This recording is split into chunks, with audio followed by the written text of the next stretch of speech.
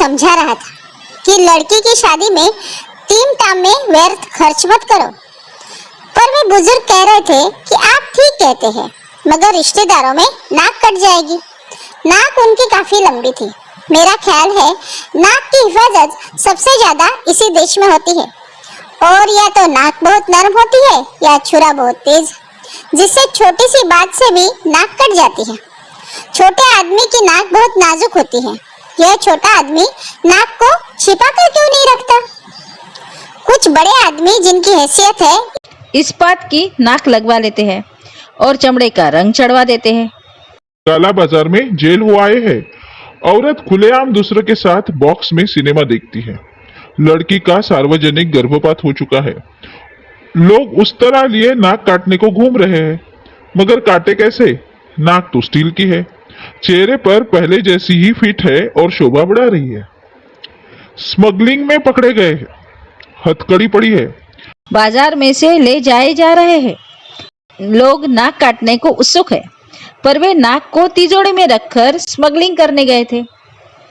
Police को खिला पिलाकर बरी होकर लौटेंगे और फिर नाक पहन लेंगे। जो बहुत होशियार है वे नाक को तलवे में रखते हैं। तुम सारे शरीर में ढूंढो, नाक ही नहीं मिलती। नातिन की उम्र की 2 लड़कियों से बलात्कार कर चुके हैं। जालसाजी और बैंक को धोखा देने में पकड़े जा चुके हैं। लोग नाक काटने को उतावले हैं, पर नाक मिलती ही नहीं। वह तो तलवे में है ना। कोई जीव शास्त्री अगर नाक की तलाश भी कर दे तो तलवे की नाक काटने से क्या होता है? नाक तो चेहरे पर ही कटे तो कुछ मतलब होता है। और जो लोग नाक रखते ही नहीं है, उन्हें तो कोई डर ही नहीं है। 2 छेद है जिनसे सांस ले लेते हैं।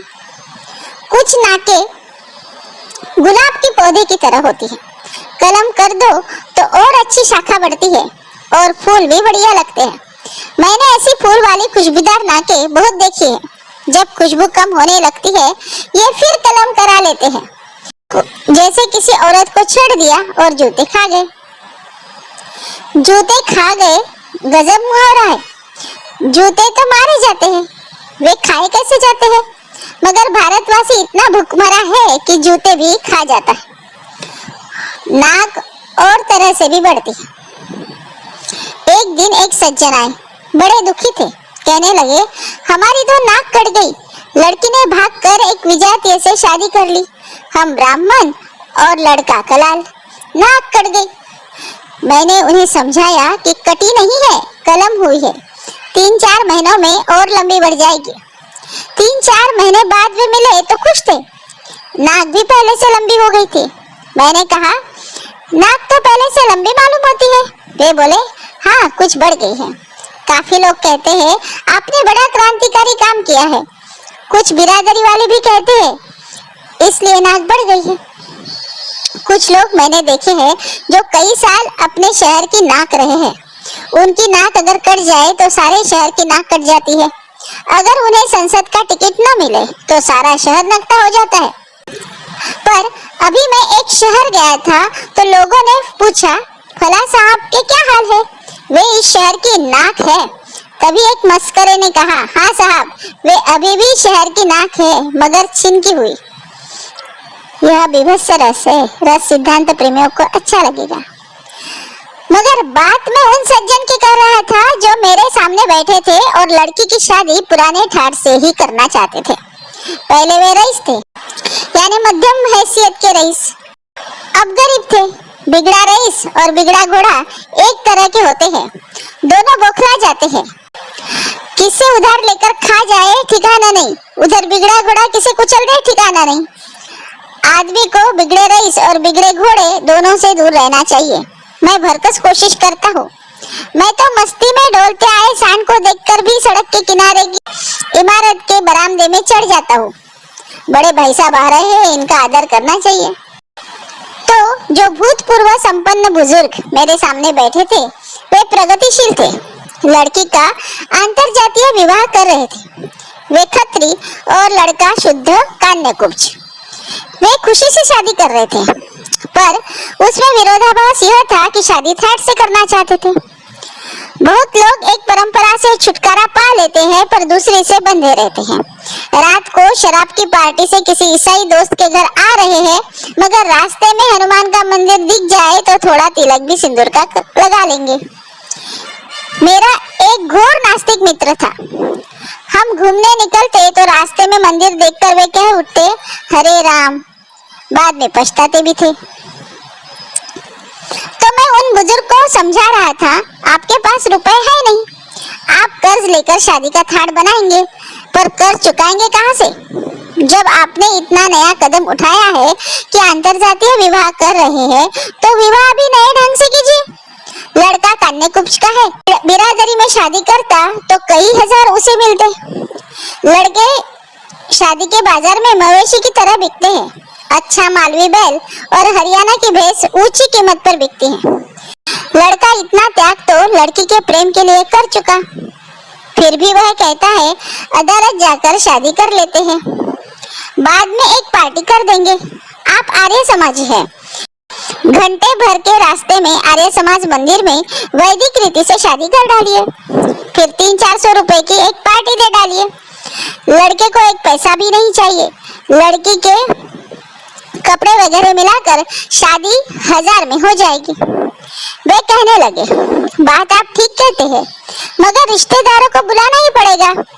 फिर जब वे आएंगे तो इज्जत के ख्याल से सजावट, खाना, भेंट वगैरह देनी होगी। मैंने कहा, आपका यहाँ तो कोई रिश्तेदार है नहीं, वे है कहाँ? उन्होंने जवाब दिया, वे पंजाब में है। पटियाला में ही 3 करीबी रिश्तेदार है, कुछ दिल्ली में है, आगरा में है। मैंने कहा, जब पटियाला वाले के पास आपका निमंत्रण पत्र पहुंचेगा तो पहले तो वह आपको 10 गालियां देगा। मई का यह मौसम, इतनी गर्मी, लोग तड़ातड़ लू से मर रहे हैं, ऐसे में इतना खर्च लगाकर जबलपुर जाओ, कोई बीमारी हो जाए तो और मुसीबत। पटियाला या दिल्ली वाला आपका निमंत्रण पाकर खुश नहीं, दुखी होगा। निमंत्रण पत्र न मिला तो वह खुश होगा और बाद में बात बनाएगा, कहेगा आजकल जी डाक की इतनी गड़बड़ी हो गई है कि निमंत्रण पत्र ही नहीं मिला, वरना ऐसा हो सकता था कि हम ना आते। मैंने फिर कहा, मैं आपसे कहता हूँ कि दूर से रिश्तेदार का निमंत्रण पत्र मुझे मिलता है तो मैं घबरा उठता हूँ। सोचता हूँ जो ब्राह्मण 11 रुपए में शनि को उतार दे, 25 रुपयों में सगोत्र विवाह करा दे, मंगली लड़की का मंगल 15 रुपए में उठाकर शुक्र के दायरे में फेंक दे, वह लग्न सितंबर से लेकर मार्च तक सीमित क्यों नहीं कर देता? मई और जून की भयंकर गर्मी की लग्ने गोल क्यों नहीं कर देता? वह कर सकता है। और फिर ईसाई और मुस्लिमों में जब बिना लग्न की शादी होती है तो क्या वर वधू मर जाते हैं? 8 प्रकार के विवाहों में जो गंधर्व विवाह है वह क्या है? वह यही शादी है जो आज होने लगा है। यही लड़का लड़की भागकर कहीं शादी कर लेते हैं। इधर लड़की का बाप गुस्से में पुलिस में रिपोर्ट करता है कि अमुक लड़का हमारी नाबालिग लड़की को भगा ले गया, मगर कुछ नहीं होता क्योंकि लड़की मैट्रिक का सर्टिफिकेट साथ ले जाती है जिसमें जन्म तारीख होती है। वे कहने लगे, नहीं जी, रिश्तेदारों में नाक कट जाएगी। मैंने कहा, पटियाले से इतना किराया लगाकर नाक काटने इधर कोई नहीं आएगा, फिर पटियाला में कटी नाक को कौन इधर देखेगा? काट ले पटियाला में। वे थोड़ी देर गुमसुम बैठे रहे। मैंने कहा, देखिए जी, आप चाहे तो मैं पुरोहित हो जाता हूँ, आधे घंटे भर में शादी करा देता हूँ। वे चौंके, कहने लगे, आपको शादी कराने की विधि आती है? मैंने कहा, हाँ, ब्राह्मण का बेटा हूँ। बुजुर्गों ने सोचा था कि यह लड़का नालायक निकल जाए और किसी काम धंधे लायक न रहे तो इसे कम से कम सत्यनारायण की कथा और विवाह विधि सिखा दो। ये मैं बचपन में सीख गया था। वे हंसने लगे। मैंने कहा, लड़का उत्तर प्रदेश का कान्या कुब्ज और आप पंजाब के खत्री, एक दूसरे के रिश्तेदारों को कोई नहीं जानता। आप एक सलाह मेरी मानिए, इससे कम में भी निपट जाएगा और नाक भी कटने से बच जाएगी। लड़के के पिता की मृत्यु हो चुकी है, आप घंटे भर में शादी करवा दीजिए, फिर रिश्तेदारों को चिट्ठियां लिखिए। इधर लड़के के पिता को दिल का तेज दौरा पड़ा। डॉक्टरों ने उम्मीद छोड़ दी थी, 2-3 घंटे वे किसी तरह जी सकते थे। उन्होंने इच्छा प्रकट की कि मृत्यु के पहले ही लड़के की शादी हो जाए तो मेरी आत्मा को शांति मिल जाएगी। लिहाजा उनकी भावना को देखते हुए हमने फौरन शादी कर दी। लड़का लड़की वर वधू के रूप में उनके सामने आए, उनके चरणों पर सिर रखे उन्होंने इतना ही कहा, सुखी रहो, और उनके प्राण पखेरु उड़ गए। आप माफ करेंगे कि इसी मजबूरी के कारण हम आपको शादी में नहीं बुला सके। कौन जानता है आपके रिश्तेदारों में लड़के के पिता की मृत्यु कब हुई। उन्होंने सोचा, फिर बोले, तरकीब ठीक है, पर इस तरह की धोखाधड़ी मुझे पसंद नहीं। खैर, मैं उन्हें काम का आदमी लगा नहीं। दूसरे दिन मुझे बाहर जाना पड़ा।